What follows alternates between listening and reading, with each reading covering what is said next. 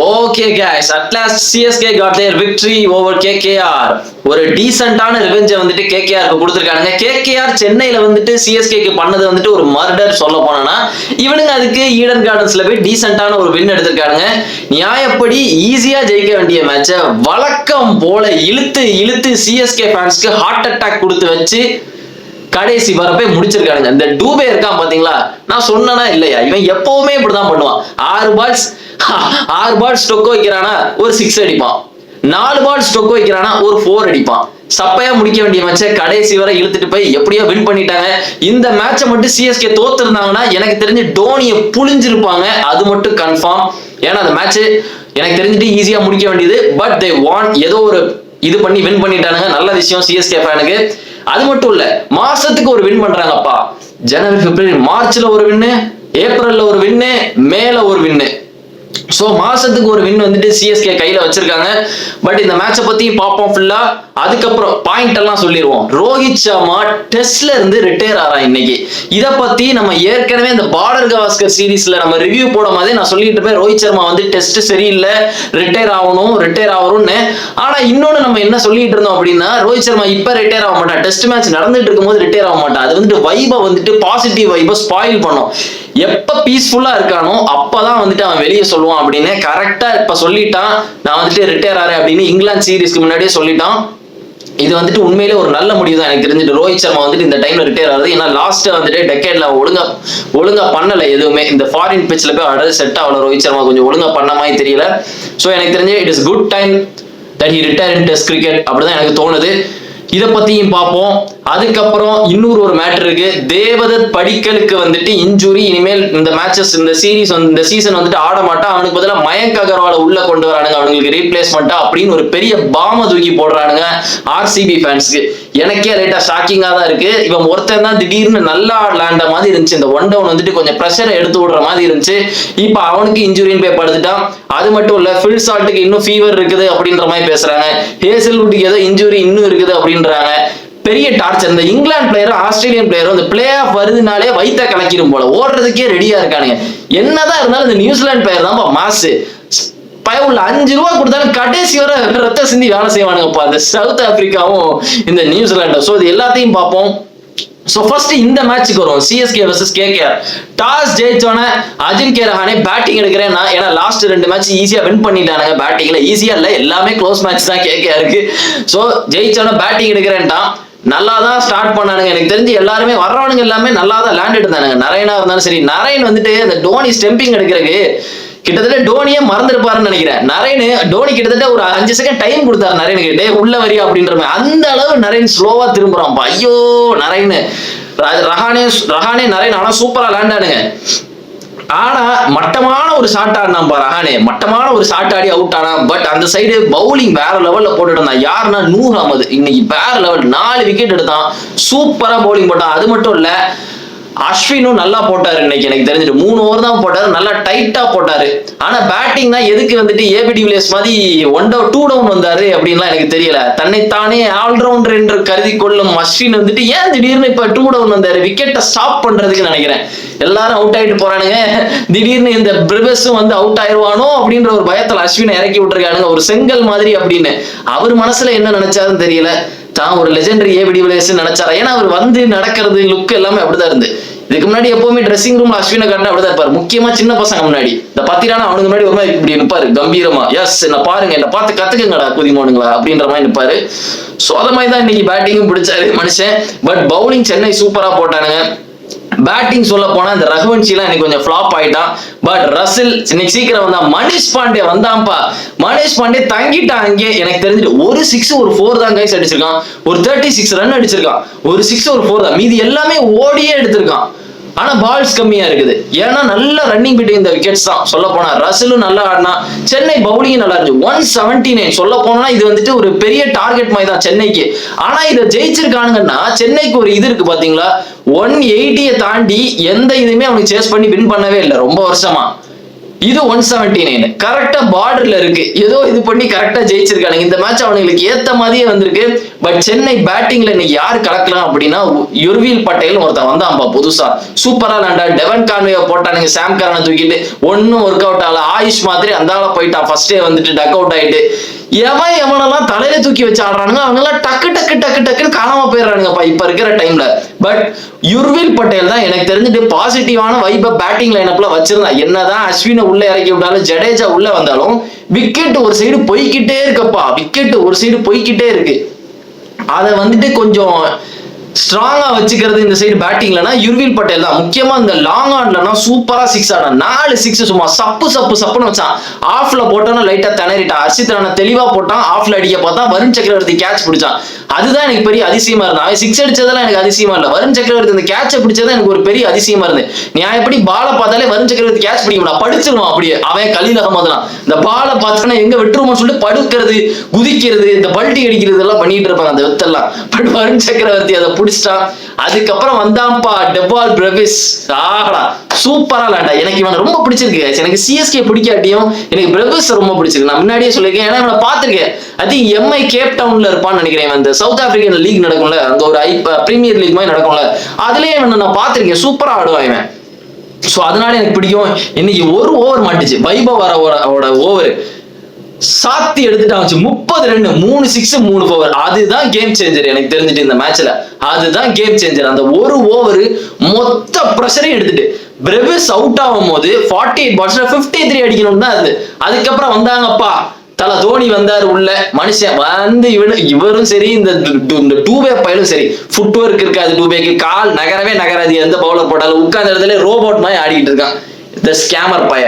என்னதான் நீங்க பாருங்களேன், அவன் ஆடி வின் பண்ணி கொடுத்தாலும் எனக்கு தெரிஞ்சு டூபே ஓவர் ரேட்டை தான். உட்கார்ந்து எப்பவுமே நீங்க வேணா பாருங்களேன், மேட்சை கஷ்டமா எடுத்துட்டு போனது யாருப்பா இன்னைக்கு பாருங்க இன்னைக்கு மேட்சை யாரு ஈஸியா ஜெயிக்க வேண்டிய மேட்சை இழுத்துட்டு போனது அவன் தான். டாட் பால் எப்பா 4 அடிப்பான், டாட் பாலா இழுத்து எல்லாத்தையும் கஷ்டமாக்குறது இவன் தான். கடைசி டோனி நிற்பாரு. இதே மாதிரிதான் லக்னோ மேட்ச் நடந்துச்சு. இந்த டூபே பை இதே மாதிரிதான் கடைசி வரை நின்னா மேட்சை பிரஷர் போட்டதான் வந்தா டோனி தான் வந்து காப்பாத்தி கொடுத்தாரு. இன்னைக்கு டோனி எல்லாம் ஒண்ணு காப்பாத்தல, கடைசி வந்து 6 அடிச்சிட்டாரு. இன்னைக்கு மட்டும் மேட்ச் சொல்றதுனா சிஎஸ்கே புடிஞ்சிருப்பாங்க. பட் சிஎஸ்கே ஃபேன்ஸ் ஹாப்பியா இருக்கலாம், எப்படியும் ஜெயிச்சிட்டாங்க. That's the thing guys. அதுதான் மேட்டர் எனக்கு தெரிஞ்சுட்டு. பட் ரிங்கு சிங்லாம் இன்னைக்கு ஃபீல்டிங்ல பயங்கரமா பண்ணா. பட் சென்னைக்கு ஒரு வெயிட்டான விக்டரி. சென்னை ஃபேன்ஸ் நிம்மதியா இருப்பாங்க ஈடன் கார்டன்ஸ்ல. கேகேஆர் அழகா எனக்கு தெரிஞ்சு இந்த விக்டரி எடுத்துருக்கலாம்னு நினைக்கிறேன். கொஞ்சம் வந்துட்டு இந்த இன்டென்ஸா இருந்திருக்கணும். இந்த வைபவ் வர பால்லாம் அவ்வளவு 6 போகும்போது கொஞ்சம் கான்வர்சேஷன்லாம் மாத்தி இருக்கணும். முக்கியமா அந்த ரசில் வந்துட்டு இந்த டோனிக்கு இந்த போட்டு கொடுத்தது ஏதோ பேசி வச்சுக்கிடுவீங்களா, எனக்கு சொல்லுங்களா, எதுவும் பேசி வச்சுக்கிடுவீங்களா? டோனி வந்துட்டு இந்த டைம்ல வந்துட்டு இழுத்துட்டு போனோம், இல்ல டோனியே மைண்ட்ல வச்சிருப்பாரா நம்ம மேட்சை நைஸா கடைசி வரை இழுத்துட்டு ஒரு 6 அடிச்சு சீனை போட்டுடலாம் அப்படின்னு நினைப்பாரா என்னன்னு தெரியல. லட்டு மாதிரி பால் போடுறான் அப்படியே, டோனிக்கு பர்ஃபெக்டான ஒரு பால் போடுறான் அப்படி. அந்த இடத்துல வச்சா டோனிக்கு 6 தெரியும்.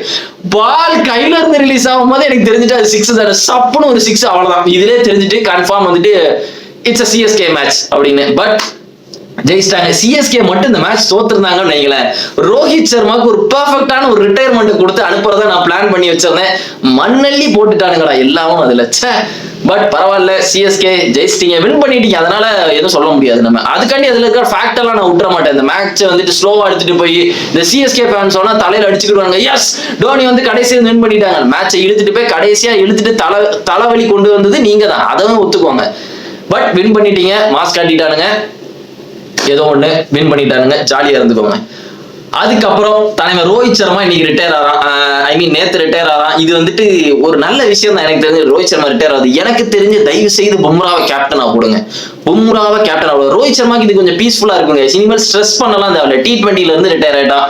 டெஸ்ட்ல எதுவும் அவங்க ப்ரூவ் பண்ணணும்னு அவசியம் எல்லாம் இல்ல. ஐபிஎல் மட்டும் ஜாலியா விளையாடட்டும் ஒரு சீசன். ஓடியில ஃபுல்லா கான்சென்ட்ரேட் பண்ணட்டும். 2027 வேர்ல்ட் கப் ரோஹித் சர்மா விளையாடுவானா அப்படின்றது ஒரு கேள்வி இருக்குது. எனக்கு தெரிஞ்சு ரொம்ப டவுட். எனக்கு தெரிஞ்சு 2027 வேர்ல்ட் கப்லாம் ரோஹித் சர்மா விளையாண்டுக்கிடுவானா அப்படின்னு. விளையாடுறது மேட்டர் இல்ல, பெரிய இன்னிங்ஸ் ஆடுவானா அப்படின்னு தெரியாது. ரோஹித் சர்மா வந்துட்டு டிசைடே பண்றான். இதுக்கு மேல நம்மளால வந்துட்டு 100லாம் எல்லா மேட்ச் எல்லாம் பழைய மாதிரி போட்டுட்டு இருக்க முடியாது. நம்ம வந்துட்டு நம்ம வேலை கேப்டனா, நல்ல கேப்டனா இருக்கணும். பவர் பிளேல வந்து எல்லாத்தையும் சாத்தணும். ஒரு 50 ரன் டக்குன்னு ஒரு பவர் பிளேல ஒரு ஹீட்டை போடணும். மத்த எல்லாம் நம்ம பசங்க பாத்துக்கிடுவானுங்க அப்படின்னு ஒரு சாக்ரிஃபைஸ் எடுத்துட்டான், ஒரு முடிவு எடுத்துட்டான். 2023 அந்த ஸ்டார்டிங்ல இருந்து அப்படிதான் ஆட ஆரம்பிச்சான். வேர்ல்ட் கப்லயும் அதே மாதிரி தான். 2023 வேர்ல்ட் கப்லயும் அதே மாதிரி தான் விளையாட ஆரம்பிச்சான். லைட்டா பிரெண்டன் மெக்கலம் மாதிரி தான் வந்தோன்னா டக்குன்னு எவன் பாக்குறது இல்ல, அட்டாக் பண்ணி ஆட ஆரம்பிச்சான் ரோஹித் சர்மா.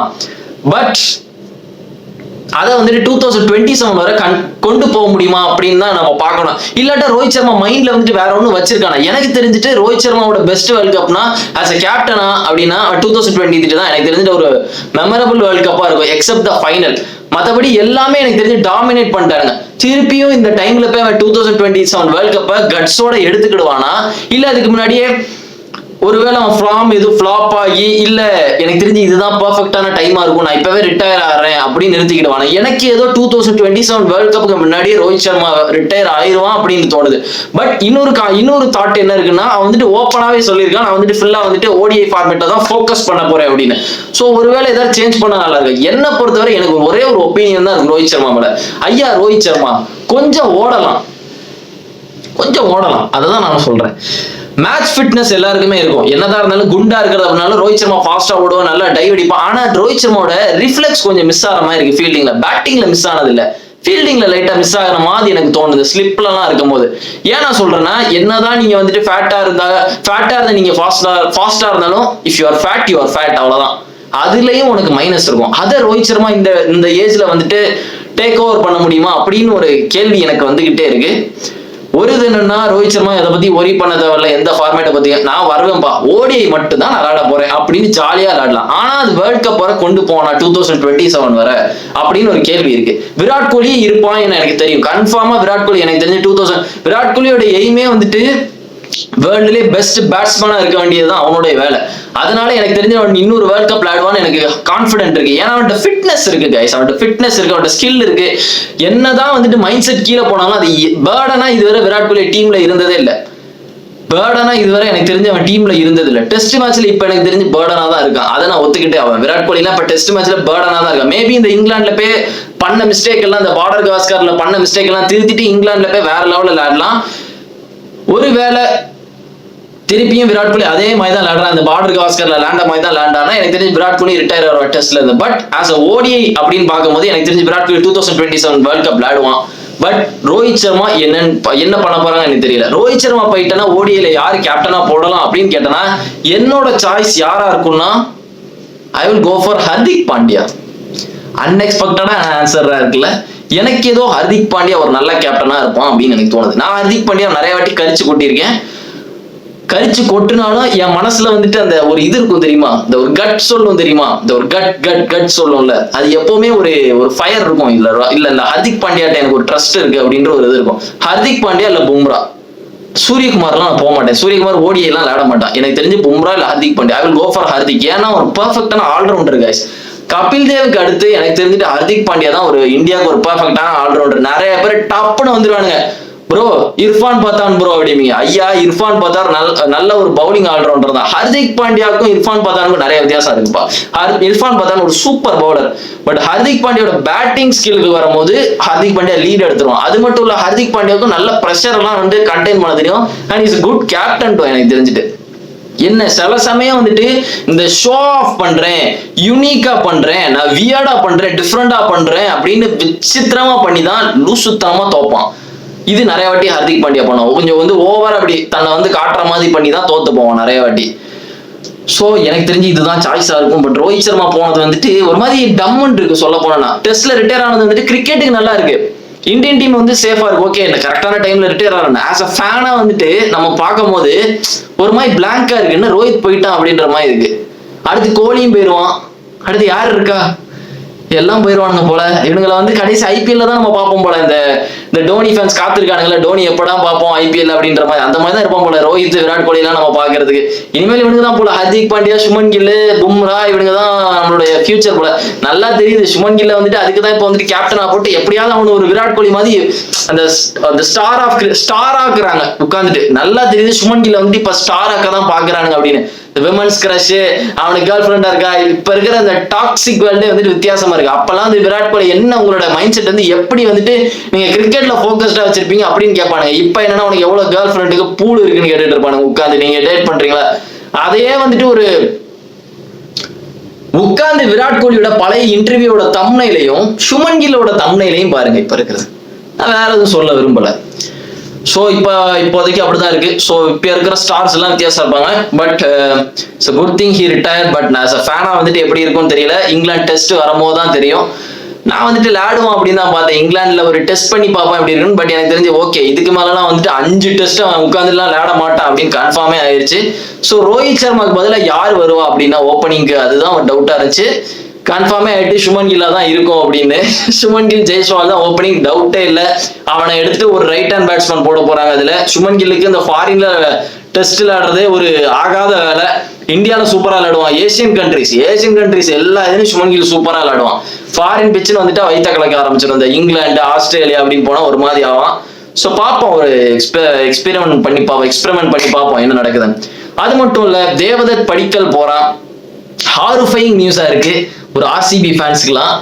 ஏன்னா தேவதத் படிக்கல் நல்லா விளையாண்டுட்டு இருக்கான் அந்த சீசன்ல. எனக்கு அவனை பிடிக்கவே பிடிக்காது, படிக்கல, ஓப்பனா சொல்றேன். Is over rated player. இத்தனை அவன் இந்த கண்ணன் தேவன் புடி அந்த பாட்டு வந்துச்சு அந்த டைம்ல பீக்ல இருந்தான். அதுக்கப்புறம் காணாம போயிட்டான். அப்படியே அவன் அந்த லக்னோ போனா, லக்னோ எல்லாம் தண்டத்துக்கு இருப்பான், வருவான், அவுட் ஆவான். ராஜஸ்தான்ல எதுக்கு இருக்கானே தெரியாது. லக்னோ எல்லாம் இம்பாக்ட் பிளேயரா கொண்டு வருவானுங்க. எல்லா பாலும் டக் அவுட் தான். டக் அவுட் ஆவான், 1 ரன் 5 ரன் மனசாட்சி எல்லாம் இம்பாக்ட் பிளேயர் வரும். அதுக்கு நானே போய் ஒரு 8 ரன் அடிப்பேன், அந்த மாதிரி அவுட் ஆவான். பட் இந்த சீசன்ல ஒரு நல்லா விளாண்டா, எனக்கு தெரிஞ்சு நல்லா விளாண்டா. இப்ப ஹாம்ஸ்ட்ரிங்ல ஏதோ ப்ராப்ளம், அவனால வர முடியாது அப்படின்ட்டாங்க. மயங்க் அகர்வாலை உள்ள கொண்டு வரேன்னு இருக்காங்க. மயங்க் அகர்வால் எந்த சிச்சுவேஷன்ல இருக்கான்னு தெரியல. 34 வயசு மயங்க் அகர்வாலுக்கு. உண்மையிலே மயங்க் அகர்வால் நல்லா விளையாடுவானு எனக்கு தெரியல. எனக்கு தெரிஞ்சு மயங்க் அகர்வால் தேவதத் படிக்கல் ஆடுற இடத்துல விளையாடவே, அந்த இடத்துல தான் விளையாடணும். இந்த விராட் கோலி வந்துட்டு தேவையில்லாம இல்ல மயங்க் அகர்வால் ஓப்பனிங் வரட்டும் அப்படிலாம் அந்த மாதிரிலாம் வேண்டாம். ஐயா விராட் கோலி நீங்க ஓப்பனிங்கா விளையாடுங்க, அந்த மயங்க் அகர்வால் ஒன் டவுனே போடட்டும். ஸோ மேபி என்ன வேணாலும் நடக்கலாங்க. சில சமயம் லாங் டேர்ம் சான்ஸ் கொடுக்கும் போது சில சமயம் ரொம்ப பேர் நிறைய வாட்டி இந்த சான்ஸ் கொடுக்கும்போது சில பேர் ப்ரூவ் பண்ணுவாங்க. மயங்க் அகர்வாலும் அந்த மாதிரி ஒரு பிளேயரா கூட இருக்கலாம். ஸோ பார்ப்போம். ஆனா இது வந்துட்டு தேவதத் படிக்கல் போயிட்டு ஒரு பிளேயர் வருது வந்து கொஞ்சம் கஷ்டமா தான் இருக்கு. நல்லா விளையாண்டு இருக்கும், போயிட்டு இன்னொரு பிளேயரை கொண்டு வரது கொஞ்சம் காண்டா தான் இருக்குது. அது மட்டும் இல்ல, இன்னொரு சொல்ல, ஃபில் சால்ட்டுக்கு வந்துட்டு இன்னும் ஃபீவர் எதுவும் ஓகே ஆகல அப்படின்ற மாதிரி சொல்ல. அவனை பத்தி நியூஸே வரமாட்டேங்க, என்ன ஆச்சுன்னு தெரியல. ஃபில் சால்ட்டுக்கு ஹெவி வைரல் ஃபீவர் இருக்குன்னாங்க. அதுக்கப்புறம் ஆளே காணும். என்னாச்சுன்னு பெத்தல் மட்டும் தான் போடுற மாதிரி இருக்கு. அதுக்கப்புறம் ஹேசல்வுட்டுக்கு வந்துட்டு இந்த நிகில் எதுவும் ஓகேவா இல்லை அப்படின்ற மாதிரி சொல்றாங்க. அடுத்த மேட்சுக்கு வருவானா அப்படின்னு என்னன்னு தெரியல. ஹேசல்வுட் தான் இங்க பாருங்க, லுங்கி நெகிடி வந்துட்டு ஒரு நல்ல பவுலர் தான். எஸ், இஸ் குட் பவுலர் தான். ஆனா ஹேசல்வுட் டீம்ல இருக்கிறது ஒரு கான்பிடன்ட் தரும் தெரியுமா? அது வந்துட்டு வேற எந்த பிளேயருக்கும் வராது. ஏன்னா ஹேசல்வுட் கைஸ், பும்ரா இருக்கும்போது ஒரு கான்பிடன்ட் வரும் தெரியுமா நமக்கு. பும்ரா இருக்கான்பா அவன் பார்த்துக்கலாம், அந்த போல்ட் இருக்கான்பா அவன் பார்த்துக்கலாம், அந்த ஃபீல் தான் நமக்கு வந்துட்டு ஹேசல்வுட் மேலேயும் இருக்கும். லுங்கி நெகிடி நல்ல பவுலர் தான், பட் இருந்தாலும் ஹேசல்வுட் தானே. ஸோ அது வேற டேஸ்ட். ஸோ அதனால ஹேசல்வுட் வர்ற மாதிரி எனக்கு தெரியல. பட் ஸோ பார்ப்போம் நாளைக்கு என்ன நடக்குது அப்படின்னு. நாளைக்கு தான் எல்லாமே தெரிய போகுது. நிறைய மேட்டர் நடந்திருக்கு. பட் சிஎஸ்கே உண்மையிலே இன்னைக்கு சூப்பரா விளாண்டாங்க. 2 டீமுமே நல்லா விளாண்டாங்க. கேகேஆர் ஜெயிச்சிருக்கலாம். கேகேஆரோட பெரிய மிஸ்டேக் என்னன்னா, எனக்கு தெரிஞ்சுட்டு நான் அப்சர்வ் பண்ணதுன்னா, அந்த ரகுவன்ஷி அந்த டெவால் பிரேவிஸோட கேட்ச் விடுவான். அந்த வைபவ் வர ஓவர்ல ஒரு 30 ரன் அடிப்பான் கரெக்டா. அதுல ஃபர்ஸ்ட் 6 வந்து அவன் கையில கேட்ச் வரும், பட் லேட்டா ரியாக்ட் பண்ணுவான். அவன் அந்த கேட்ச் வரும்போது ஃபாஸ்டா வரும் பால், பட் அவன் லேட்டா ரியாக்ட் பண்ணுவான், பால் அவனை தாண்டி போயிடும். எனக்கு தெரிஞ்சு அதை பிடிச்சிருந்தனா ரஹானே லைட்டா வந்துட்டு ஒரு மாதிரி டென்ஷன் ஆன டேய் அப்படின்ற மாதிரி டென்ஷன் ஆனா, அதை கொஞ்சம் பிடிச்சிருந்தானா எனக்கு தெரிஞ்சு ஜெயிச்சிருக்கலாம். அதை பிடிச்சிருந்தான்னு மட்டும் இல்ல, நிறைய சான்சஸ் இருந்து அங்கேயும் இங்கேன்னு. மெயினானது என்னன்னா, நான் என்ன பாக்குறதுக்கு வெயிட் பண்ணேன்னா, ஐயோ தோனி வரும்போது, தோனி வந்ததுக்கு அப்புறம் சுனில் நரேனுக்கும் வருண் சக்கரவர்த்திக்கும் ஒரே ஒரு ஓவர் தான் இருந்து 2 பேருக்கும். தோனி நைஸா அந்த சைடு ஓடிடுவாரு டக்குன்னு. ஸோ இவங்க 2 பேருக்கும் எக்ஸ்ட்ரா ஒரு ஓவர் இருந்தா தோனி எப்படி ஃபேஸ் பண்ணியிருப்பாரு அப்படின்னு ஒரு கியூரியாசிட்டி இருந்து. ஏன்னா வருண் சக்கரவர்த்தினாலே தோனி திணறுவாரு, இது சொல்லவே தேவையில்ல. பல வாட்டி போல்ட் ஆயிருக்காரு தோனி. நரேனும் சொல்லவே தேவையில்ல. 2 பேரும் டாப் ஸ்பின்னர்ஸ். தோனிக்கு ரொம்ப ப்ராப்ளம் கொடுப்பானுங்க இவனுங்கலாம். ஸோ அவனுக்கு இருந்திருந்தா எப்படி பர்ஃபார்ம் பண்ணியிருப்பாங்க அப்படிலாம் யோசிச்சேன். பட் பரவாயில்ல, டோனி வின் பண்ணிட்டாங்க. என்னதான் டூபே எப்படி இப்படின்னாலும் மேட்ச் அவன் இழுத்துட்டு போனாலும் அவன் ஏதோ நின்றுட்டான் ஒரு சைடு. அவன் ஒரு சைடு நிக்காட்டியும் தோத்துருப்பாங்க சென்னை. டோனி மேல ஃபுல் ப்ரெஷர் வந்திருக்கும், ஆட முடியாம போயிருக்கலாம், அதனாலையும் அவன் நின்றுட்டு போயிருக்கலாம். பட் ஆஸ் அ ஓப்பனா பாயிண்ட் ஆஃப் வியூவா பார்க்கும்போது எல்லா மேட்சும் எனக்கு டூபே வந்துட்டு ஸ்லோவா விளையாடும் போது எனக்கு அப்படிதான் தோணுது. எல்லா மேட்சும் எப்பவும் கடைசி வரை இழுத்துட்டு போய், இந்த மேட்சும் எனக்கு தெரிஞ்சு கொஞ்சம் ஃபாஸ்டா விளையாடி இருக்காங்க 2 பேரும். இழுத்து அது கடைசி வரை கொண்டு போறாங்களா, அதுதான் எனக்கு ஏன்னு புரியல. ஏன் ஈஸியா இருக்கிற மேட்சை கஷ்டமா எடுத்துட்டு போறீங்க? இந்த மேட்ச் ஜெயிச்சதுனால உங்களுக்கு எதுவும் தெரியல. தோத்துருந்தா கன்ஃபார்ம் நீங்க அதை தான் யோசிச்சிருப்பீங்க. டூபே ஸ்லோவா விளாண்டா, டோனி டெஸ்ட் மேட்ச் விளாண்டாரு, இப்படிதான் அவங்க மைண்ட்ல வந்திருக்கும். ஸோ அதனால அந்த பாயிண்ட் சொல்றேன். மற்றபடி they got a victory, you can be happy. மாசத்துக்கு ஒரு விக்டரி எடுத்துட்டாங்க. மார்ச்ல 1, ஏப்ரல் 1, மே 1, அடுத்த மாசம் எதுவும் கிடையாது. ஸோ இன்னொரு விக்டரி வருதான் பார்ப்போம். அடுத்த மேட்ச் வந்துட்டு சிஎஸ்கே சென்னையில வச்சு லாஸ்ட் மேட்ச் நினைக்கிறேன். நான் வந்துட்டு ஆக்சுவலா ராஜஸ்தான் மேட்ச் தான் ஸ்டேடியம்லவே பாக்குறதா இருந்துச்சு. பட் பஞ்சாப் தான் எனக்கு போகணும் அப்படின்னு இருந்துச்சு. பட் பஞ்சாப் மேட்ச் ஒர்த்தா இருந்துச்சு. அந்த மேட்ச்ல எல்லாமே நடந்துச்சு பஞ்சாப் மேட்ச்ல. ஸோ ஒர்த்தான மேட்ச். ஸோ சிஎஸ்கேக்கு 2 மேட்ச் இருக்கு எனக்கு தெரிஞ்சு. ராஜஸ்தான் ராயலோட சென்னையில வச்சு, அதுக்கப்புறம் குஜராத்ல வச்சு, ரெண்டுமே பிளாஸ்டா இருக்க போது. ஸோ பார்ப்போம். இதுதான். நீங்க உங்க கமெண்ட் செக்ஷன்ல சொல்லுங்க. தேவதத் படிக்கல் வந்துட்டு கரெக்டா இருப்பானா, மயங்க அகர்வால் வந்து கரெக்டா இருப்பானா தேவதத் படிக்கல் போனதுக்கு அப்புறம்? ஃபில் சால்ட் என்ன வருவானா, இல்ல ஃபில் சால்ட்டா பெத்தலா, யார் உங்களுக்கு கரெக்டா இருப்பான்னு தோணுது? பெத்தல் வந்துட்டு நல்ல பிளேயர் தான். பட் இருந்தாலும் ஃபில் சால்ட் அளவுக்கு அந்த ஹீட் வராது. நல்லா இருந்தாலும் ஃபில் சால்ட் இல்லப்பா, சால்ட்டுப்பா, உப்புப்பா, சொரண ரோசம்பா, அப்படி ஒரு இது இருக்கு. ஸோ நீங்க சொல்லுங்க, ரோஹித் சர்மா வந்து டெஸ்ட்ல இருந்து போறதை பத்தி உங்களோட தாட்ஸ் என்ன அப்படின்னு கமெண்ட் செக்ஷன்ல போடுங்க. அதை நான் பாக்குறேன். ஓகே गाइस, மறக்காம வீடியோக்கு லைக் போடுங்க, சேனலுக்கு சப்ஸ்கிரைப் பண்ணுங்க. And see another video and remember it, always be on top. Cheers.